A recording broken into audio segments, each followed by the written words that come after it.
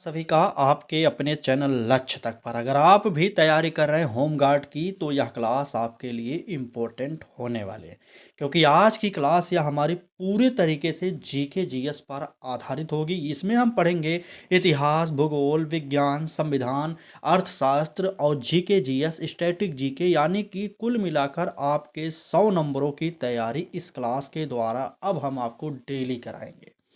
सुबह 10 बजे लाइव जुड़ना है, आपको डेली जुड़ना है। तो चलिए क्लास को शुरू करते हैं। इम्पोर्टेंट है आपके लिए सारे के सारे प्रश्न। पहला प्रश्न देख लीजिए। देखिए, देखने में तो ये प्रश्न सरल लग रहा होगा, लेकिन इसका उत्तर सभी लोग बताएंगे तभी हम मानेंगे हाँ आपको आता है। प्रश्न कह रहा है कि भारत का सबसे छोटा राज्य क्षेत्रफल के आधार पर कौन सा है। सिक्किम होगा, गोवा होगा, त्रिपुरा होगा, मणिपुर होगा। आप सभी को पता होना चाहिए कि क्षेत्रफल के अकॉर्डिंग पूछा जा रहा है। ठीक है, तो चलिए सबसे पहले नोट कर लीजिएगा, क्षेत्रफल के आधार पर पूछा जाए सबसे बड़ा कौन सा होता है। तो क्षेत्रफल के आधार पर सबसे बड़ा जो राजस्थान है हमारा राज्य, ये होता है क्षेत्रफल के आधार पर सबसे बड़ा राज्य। ठीक है, और सबसे छोटे राज्य की बात कर रहा है तो यहाँ पर प्रश्न में हमारा उत्तर जो हो जाएगा गोवा हो जाएगा। ठीक है, इतना जानते रहिएगा। सिक्किम की राजधानी क्या है बताइए, और मणिपुर की राजधानी क्या है, ये सब कमेंट करके सब लोग बताएंगे जल्दी से। ठीक है, चलिए तब तक हम आगे बढ़ते हैं और अगले प्रश्न पर चलेंगे। क्या कह रहा है हमारा अगला प्रश्न। ठीक है, कहा जा रहा है कि संविधान की 8वीं अनुसूची में वर्तमान में कितनी भाषाएं शामिल हैं। आप लोग संविधान तो पढ़े होंगे ना, तो चलिए बताइए 20 है कि 21 है, 22, 23, 24, जो भी आपको लगता है जल्दी से बता दीजिए, क्योंकि क्लास का सिद्धांत है कि कम समय में अधिक प्रश्न आपको प्रोवाइड कर दिया जाए। ठीक है, चलिए बिल्कुल सही बात। अगर देखिए प्रश्न में भी एक प्रश्न है, अगर आपसे पूछा जाए कि संविधान में भाषाओं को किस अनुसूची में शामिल किया गया है, तो आपको बताना है कि 8वीं अनुसूची में संविधान में भाषाएं शामिल की गई हैं। प्रश्न में भी एक प्रश्न हो गया, और दूसरा प्रश्न इसका उत्तर जो हो जाएगा वो हो जाएगा 22 भाषाएं वर्तमान में है। आप इसे नोट करिएगा क्योंकि ये आपके लिए इंपॉर्टेंट है। ठीक है, चलिए अगला प्रश्न देखिए। अगले प्रश्न में कहा जा रहा है कि पृथ्वी के वायुमंडल में सबसे अधिक पाई जाने वाली गैस है, कौन सा होगा। ऑक्सीजन, नाइट्रोजन, कार्बन डाइऑक्साइड या हाइड्रोजन। कौन सा होगा सबसे अधिक, जल्दी से बता दीजिए। तो आप सभी को पता होगा कि हमारे पृथ्वी के वायुमंडल में लगभग 21% कह सकते हैं कि ऑक्सीजन है, और 78% हमारा जो है कि नाइट्रोजन है। ठीक है, 78% नाइट्रोजन होने के कारण हमारा उत्तर जो है नाइट्रोजन, ऑप्शन बी सही हो जाएगा। एकदम नोट कर लीजिए।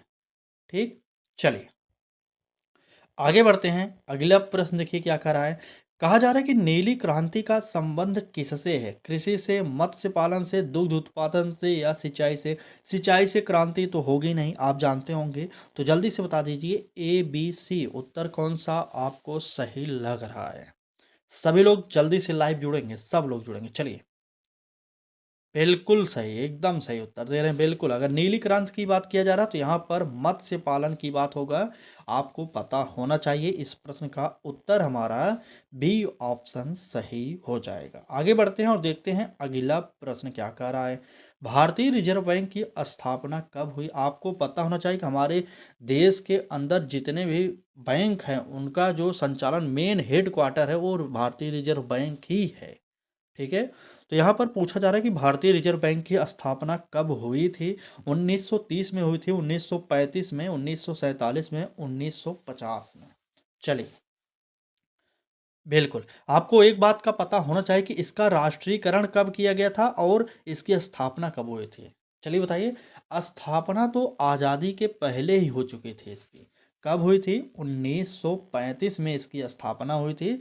आप लोग नोट करिएगा, इस प्रश्न का उत्तर जो होगा बी ऑप्शन सही हो जाएगा। देखिए आपके होमगार्ड में सिलेबस बहुत ही अच्छा दिया गया है। पहली बात तो यहाँ पर मैथ का झंझट खत्म हो गया है। तो मैथ का झंझट खत्म होने के कारण आपको सिर्फ जीके जीएस ही पढ़ना है। जीके जीएस के अंतर्गत आप जानते होंगे कौन कौन से सब्जेक्ट आते हैं, सभी सब्जेक्ट आ जाएंगे। ठीक है, अभी मैंने वहाँ पर बताया कि इतिहास, भूगोल, संविधान और विज्ञान, अर्थशास्त्र और जो है कि स्टैटिक जीके और जीएस जनरल साइंस जिसे आप कहते हैं, ठीक है। तो ये सब मिलाकर आपके पेपर में प्रश्न बनेंगे।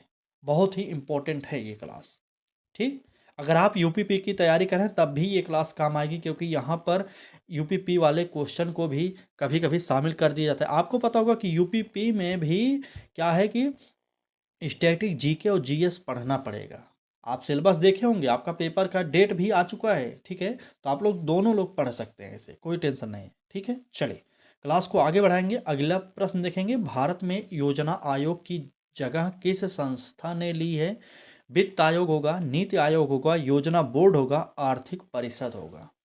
प्रश्न संख्या 6 का उत्तर सभी लोग कमेंट बॉक्स में बताएंगे कौन सा सही होगा।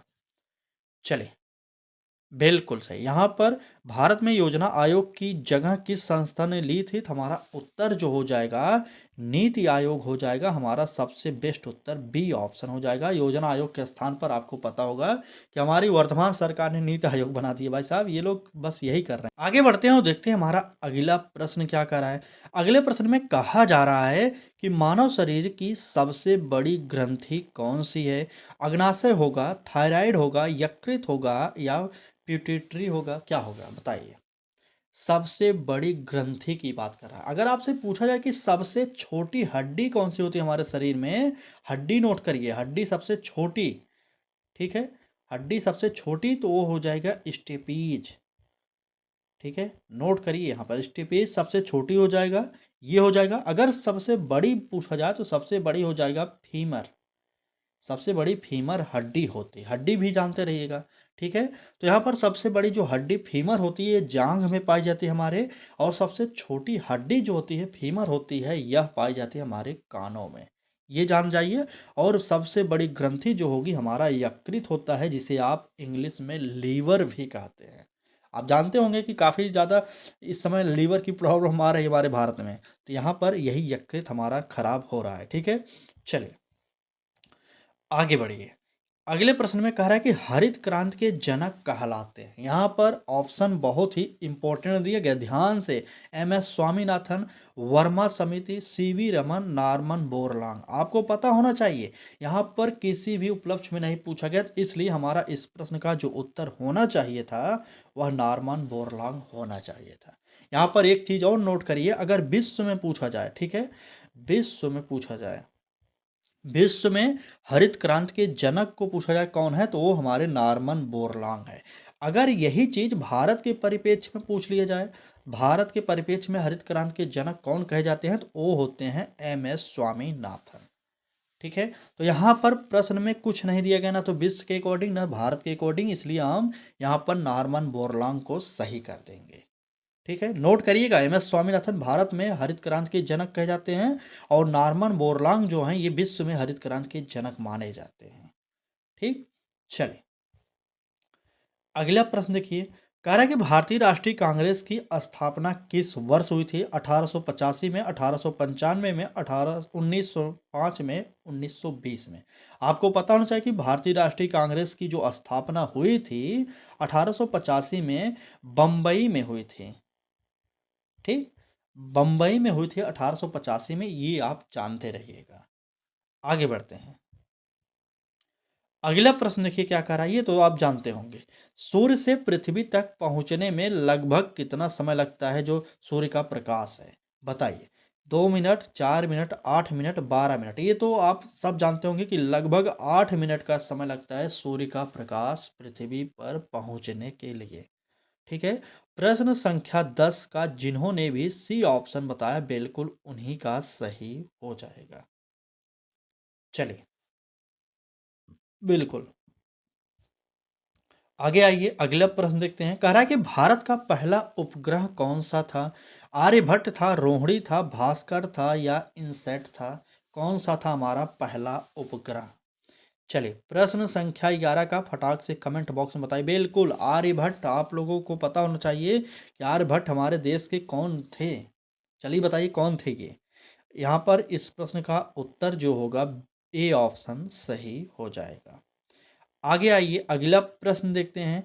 भारत का सबसे लंबा राष्ट्रीय राजमार्ग क्या है? तो आपको पता होना चाहिए NH 44 है, ठीक है। सबसे बड़ा राष्ट्रीय राजमार्ग NH 44 है। इसी से प्रश्न बन रहा है, किन राज्यों से होकर गुजरता है NH 44? बताइए। उत्तर दक्षिण और पूर्व पश्चिम, केवल उत्तर भारत, केवल दक्षिण भारत? बताइए। यहाँ पर ऑप्शन थोड़े से टफ है, लेकिन अगर आप ध्यान दिए होंगे कभी भी पढ़ते समय तो इसका उत्तर आप दे सकते हैं। चलिए बताइए सब लोग। बिल्कुल सही सही, ए बिल्कुल सही। जिन्होंने भी ए ऑप्शन बताया उनका उत्तर ए सही हो जाएगा। ठीक। चलिए आगे बढ़ते हैं, अगला प्रश्न देखते हैं। एक मिनट, क्या बोल रहे हैं आप लोग? यूपी जीके, यूपी भाई साहब यूपी जीके भी साथ साथ करा रहे हैं ना, पढ़िए। आप लोगों को टेंशन मुक्त हम पढ़ाई कराएंगे, समझ लीजिए। आपको अभी तो हम मिक्स जीके जी चला रहे हैं, कुछ समय बाद हम आपको आपके जो भी सिलेबस में पॉइंट दिए हैं, टॉपिक दिए हैं, एक एक टॉपिक डेली कराएंगे। तो जुड़ जाइए हमारे साथ, ठान लीजिए कि इस बार वर्दी आपको पहननी ही है। ठीक। आइए, पंचायती राज व्यवस्था का संवैधानिक दर्जा किस संशोधन से मिला? आपको पता होना चाहिए। 42वां, 44वां, 73वां, 86वां। तो सबसे पहले एक प्रश्न और नोट कर लीजिए। आपको पता होगा कि हमारे भारत में वर्तमान में त्रिस्तरीय पंचायती राज व्यवस्था लागू है। तो यह कब लागू हुई थी? 2 अक्टूबर को लागू हुई थी त्रिस्तरीय पंचायती राज व्यवस्था। कहाँ से लागू हुई थी? राजस्थान से लागू हुई थी। किस शहर से लागू हुआ था? तो नागौर जिले से लागू हुआ था। ठीक है, नागौर शहर से लागू हुआ था। ये नोट कर लीजिए। ठीक है, बिल्कुल। यहाँ पर अगर पंचायती राज व्यवस्था से संबंधित प्रश्न आए आपको, अगर आपको कुछ भी पता ना हो पंचायती राज के बारे में, तो इतना समझ जाइएगा कि जो 73वां संविधान संशोधन किया गया था, इसमें पंचायती राज व्यवस्था के बारे में उल्लेख किया गया है। ठीक है, अगर आपको प्रश्न समझ में ना आए, अगर पंचायती राज व्यवस्था का प्रश्न है किसी भी प्रकार से, अगर आपको उत्तर ना पता हो, अगर वहाँ पर 73वां संविधान संशोधन दिया गया हो, तो आप उसे सही कर देंगे। ठीक। चलिए, नहीं नहीं क्लास, चलिए ठीक है, ठीक है। चलिए, मानव रक्त का लाल रंग किस कारण होता है? आपके शरीर का जो खून है वह लाल होता है, आपको पता है। किसके कारण लाल होता है ये जान जाइए। प्लेटलेट्स के कारण, हीमोग्लोबिन के कारण, प्लाज्मा के कारण, या ल्यूकोसाइट के कारण? कौन सा उत्तर यहाँ पर सही होगा? चलिए जल्दी से बताइए, खून का रंग लाल क्यों होता है? तो आप सब जान जाइए कि यहाँ पर उत्तर जो होगा हीमोग्लोबिन, यानी कि बी वाला ऑप्शन सही हो जाएगा। ठीक है, बिल्कुल हीमोग्लोबिन, यहाँ पर बी ऑप्शन हमारा सही हो जाएगा। आगे बढ़िए, अगला प्रश्न देखिए क्या कह रहा है। भारत का सबसे बड़ा बांध लंबाई के आधार पर यहाँ पर प्रश्न पूछा जा रहा है।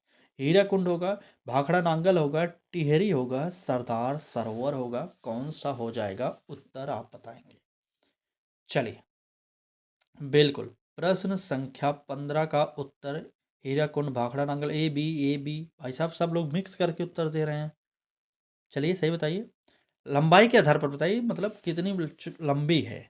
बिल्कुल, यहाँ पर जिन्होंने भी हीराकुंड बताया है, यहाँ पर भारत का सबसे लंबा बांध जो है हमारा हीराकुंड है। याद करिएगा, लंबाई के आधार पर पूछा गया है यहाँ पर। ठीक है, बिल्कुल। अगला प्रश्न देखिए क्या कह रहा है कि संयुक्त राष्ट्र की स्थापना कब हुई? 1942 में, 1945 में, 1950 में, 1965 में? बताइए, जल्दी से कमेंट करिए और बता दीजिए कि संयुक्त राष्ट्र की स्थापना कब हुई थी। प्रश्न संख्या 16 का उत्तर बिल्कुल, संयुक्त राष्ट्र की स्थापना जो है 1945 में हुई थी, यानी कि बी वाला ऑप्शन सही हो जाएगा। भारत में जनगणना कितने वर्षों में होती है? प्रश्न इंपॉर्टेंट है। 5, 10, 5, 8, 10, 12? बताइए। सबसे पहले आपको नोट करना चाहिए कि सबसे पहले भारत में जनगणना कब हुई थी। तो कब हुई थी बताइए? 1872 में पहली बार भारत में जनगणना हुई थी। ये हर वर्ष के आधार पर जनगणना होती थी, लेकिन 1881 से, बताइए 1881 हुआ था ना? चलिए, बिल्कुल सही। यहाँ पर 1872 में पहली बार जनगणना हुई थी, ये नोट कर लीजिए। और यहाँ पर 10 वर्षों से जो है जनगणना होती है, 10 वर्षों में एक बार। 2011 में हुई थी, 2021 में जनगणना होने वाली थी, कुछ जगहों पर हुई थी, लेकिन अभी तक सरकार ने आंकड़ा नहीं दिया, रिकॉर्ड नहीं दिया। तो इसलिए अभी तक हम जनगणना जो पढ़ते हैं 2011 के बारे में ही पढ़ते हैं। अगर प्रश्न जनगणना से आपके पेपर में आएगा तो 2011 से ही पूछा जाएगा। ठीक है। एक प्रश्न नोट कर लीजिएगा कि भारत में सबसे पहले जनगणना 1872 में हुई थी। चलिए आगे बढ़ते हैं। कह रहा है कि ओजोन परत मुख्यतः किस मंडल में पाई जाती है? क्षोभ मंडल में, समताप मंडल में, मध्य मंडल में, बहिर्मंडल में? तो जल्दी से बता दीजिए।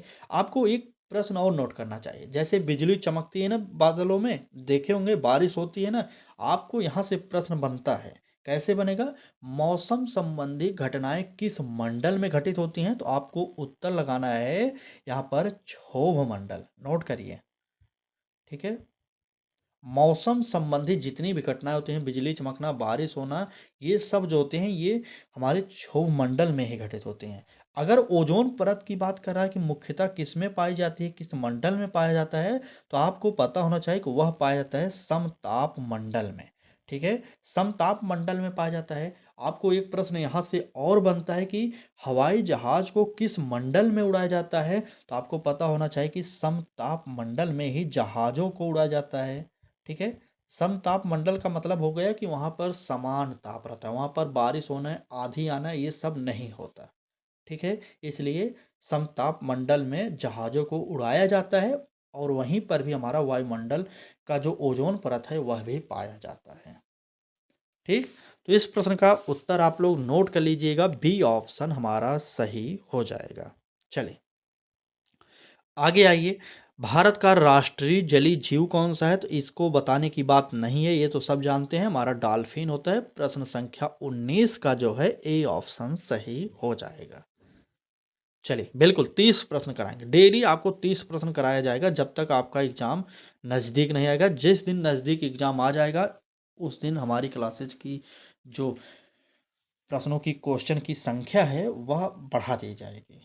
ठीक। तब तक आप पढ़ते रहिए, ठोस पढ़िए, जो भी पढ़िए ठोस पढ़िए, कम समय में अधिक पढ़ने की कोशिश करिए। समय ज़्यादा नहीं है, आपको पता होना चाहिए। अगर आप आराम करेंगे तो आपको दिक्कत हो जाएगी। ठीक है। चलिए प्रश्न देखिए, बाकी आपकी इच्छा। लेकिन लौह पुरुष की उपाधि किसे देगी? बात लौह पुरुष की कही जा रही है। यहाँ पर कुछ और इम्पोर्टेंट उपाधियों को नोट करिए। सबसे पहले महात्मा गांधी की हम बात करेंगे। महात्मा गांधी को कौन कौन सी उपाधि मिली थी? पहली उपाधि इन्हें मिली थी महात्मा की, नोट कर लीजिए। ठीक है। महात्मा की उपाधि मिली थी। अब आपसे पूछा जाएगा कि महात्मा की उपाधि इनको दिया कौन था? तो टैगोर साहब ने दिया था, आपको पता होना चाहिए। ठीक है। महात्मा की उपाधि गांधी को टैगोर ने दिया था। और बापू जी किसने कहा था? बताइए। चलिए बिल्कुल सही, बापू जी किसने कहा था? अगर बात की जाए कि भारत का राष्ट्रपिता कहा जाता है ना, राष्ट्रपिता इन्हें कहा जाता है, राष्ट्रपिता किसने कहा था महात्मा गांधी को? तो सुभाष चंद्र बोस ने कहा था। ठीक है। राष्ट्रपिता जो है सुभाष चंद्र बोस ने कहा था, ये नोट कर लीजिए। और सुभाष चंद्र बोस को नेताजी कहा था किसने?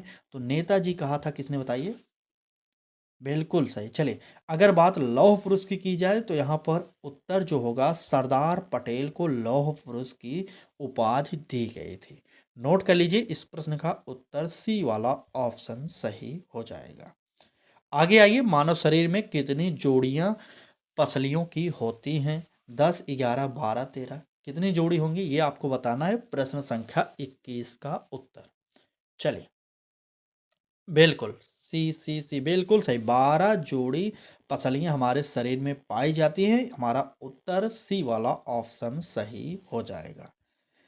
आगे आइए, अगला प्रश्न देखिए। भारत में पहली रेलगाड़ी कब चली थी? ट्रेन कब चली थी? 1853 में, 1860 में, 1875 में, 1885 में? आपको पता होना चाहिए कि मुंबई से ठाणे के बीच चली थी।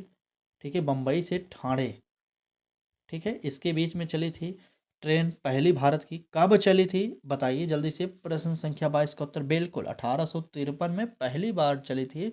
किसके कार्यकाल में? तो डलहौजी के कार्यकाल में। ठीक है। बिल्कुल यहाँ पर ए ऑप्शन हमारा सही हो जाएगा इसका। नोट करिएगा। कितने किलोमीटर चली थी? कभी कभी ये भी प्रश्न पूछ लेता है, तो बताइए कितने किलोमीटर चली थी? कमेंट करके सब लोग बताएंगे कितने किलोमीटर चली थी यह ट्रेन पहली बार। आगे आइए प्रश्न देखिए। कह रहा है कि जीएसटी किस प्रकार का कर है? जीएसटी तो आप जानते ही होंगे। ऐसा कर है कि हमें पता भी नहीं चलता और ऑटोमेटिक कट जाता है कुछ परसेंट। ठीक है, आप रिचार्ज भी करते होंगे इस समय, तो कंपनियां रिचार्ज में भी काट रही हैं पैसा आपका। ठीक है, प्रत्यक्ष कर है, अप्रत्यक्ष कर है, संपत्ति कर है, आयकर है, कौन सा है जीएसटी बता दीजिए। चलिए, जीएसटी किस प्रकार का कर है आप कमेंट बॉक्स में बताइए। बिल्कुल अप्रत्यक्ष कर है। अप्रत्यक्ष का मतलब है कि हम जीएसटी पेड कर देते हैं लेकिन हमें दिखाई नहीं देता। जैसे आप कोई भी चीज़ ले रहे हैं, जैसे बिस्किट ले रहे हैं, बिस्किट पर भी हमें जीएसटी देना पड़ता है, तो वहाँ पर जीएसटी दुकानदार हमसे ले लेता है लेकिन हमें पता भी नहीं चलता। ठीक है, इसलिए हमारा उत्तर इस प्रश्न का बी वाला ऑप्शन सही हो जाएगा। चलिए, किस ग्रह को लाल ग्रह कहा जाता है? बुध को, शुक्र को, मंगल को, बृहस्पति को? हमारे सौर मंडल का सबसे बड़ा ग्रह जो है वह है बृहस्पति। पहला नोट करिए। शुक्र को सबसे चमकीला ग्रह कहा जाता है, ये नोट कर लीजिए। ठीक है, सबसे चमकीला ग्रह शुक्र को कहा जाता है, ये जानते रहिएगा। बुध हमारे सौर मंडल का सबसे छोटा ग्रह है, ये नोट कर लीजिए। ठीक है, और लाल ग्रह जो कहा जाता है वह कहा जाता है मंगल ग्रह को। यहाँ पर उत्तर जो होगा हमारा सी वाला ऑप्शन सही हो जाएगा। नोट करिएगा, हर एक पॉइंट आपके लिए इंपॉर्टेंट है। बृहस्पति सबसे बड़ा ग्रह है और जो हमारा शुक्र है यह सबसे चमकीला ग्रह है और बुध जो है हमारा सौर मंडल का सबसे छोटा ग्रह है। ठीक है, चले बात अगले प्रश्न की करेंगे। भारतीय संविधान में कुल कितने भाग हैं? ये भी वर्तमान की बात कर रहा है। 22, 24, 25, 26। चले बताइए, भारतीय संविधान में वर्तमान में कितने भाग हैं?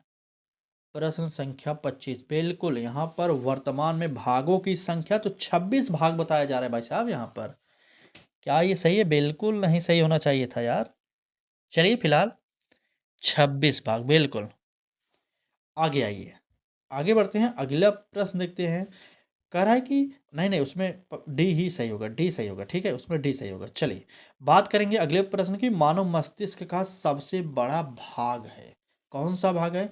मेडुला है, सेरिबेलम है, सेरिब्रम है, थैलेमस है? बताइए। चलिए, बिल्कुल मानव मस्तिष्क का सबसे बड़ा जो भाग होता है वह होता है सेरिब्रम, यानी कि सी वाला ऑप्शन सही हो जाएगा। ठीक, आगे आइए और देखते हैं हमारा अगला प्रश्न क्या करा है। भारत का सबसे बड़ा रेगिस्तान कौन सा है? थार है, सहारा है, गोबी है, कालाहारी है? बता दीजिए। तो आप सभी जानते हैं कि हमारा भारत का सबसे बड़ा जो रेगिस्तान है वह है थार का मरुस्थल, थार का रेगिस्तान।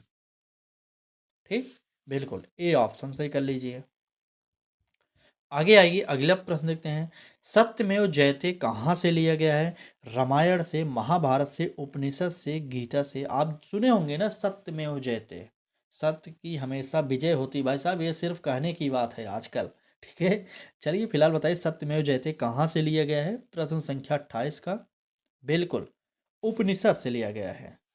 ठीक, मुंडकोपनिषद है ना, चलिए उसी से लिया गया है। बात अगले प्रश्न की। भारतीय संसद के कितने सदन हैं? 1, 2, 3, 4? बताइए, भारतीय संसद के कितने सदस्य हैं? सदन है मतलब सदन, माफी चाहेंगे, सदन। संसद के कितने सदन हैं ये आपसे पूछा जा रहा है। बिल्कुल, यहाँ पर 2 सदन है, कौन सा? लोकसभा, राज्यसभा। ठीक है, चलिए अगला प्रश्न और आज की क्लास का आखिरी प्रश्न है। भारत का राष्ट्रीय खेल सरकारी रूप से घोषित है, कौन सा? तो ये सब जानते हैं, इसमें कुछ बताने का बात नहीं है। भारत का राष्ट्रीय खेल बिल्कुल सही, हॉकी होना चाहिए। बिल्कुल, चलिए यहाँ पर हॉकी कर लीजिएगा आप लोग। भारत का राष्ट्रीय खेल की बात करा तो हॉकी हो जाएगा। चलिए, आज की क्लास यहीं तक थी। यह क्लास आपको कैसी लगी आप कमेंट बॉक्स में ज़रूर बताइएगा। आप सब लोग जल्दी से जल्दी जुड़िए हमारे साथ, क्योंकि हमें तैयारी बेहतरीन तरीके से करना है। आपको टॉपिक वाइज प्रैक्टिस सेट हम यहाँ पर कराएंगे, फ्री क्लासेज प्रोवाइड कर रहे हैं यूट्यूब पर, तो आप ज़रूर जुड़िए और इस क्लास का लाभ उठाइए। ठीक है, तो चलिए क्लास अच्छी लगी तो लाइक कर दीजिए, चैनल पर पहली बार आए हो तो सब्सक्राइब करके बेल आइकन को ऑन कर लीजिए, जिससे आपको नोटिफिकेशन मिलता रहे। ठीक, चलिए क्लास को यहीं पर समाप्त करते हैं, कल फिर मिलेंगे। डेली जुड़िए सुबह 10 बजे, मिस मत करिए, चाहे आप यूपीपी की तैयारी कर रहे हो चाहे होमगार्ड की तैयारी कर रहे हो, इस क्लास को ज़रूर देखिए।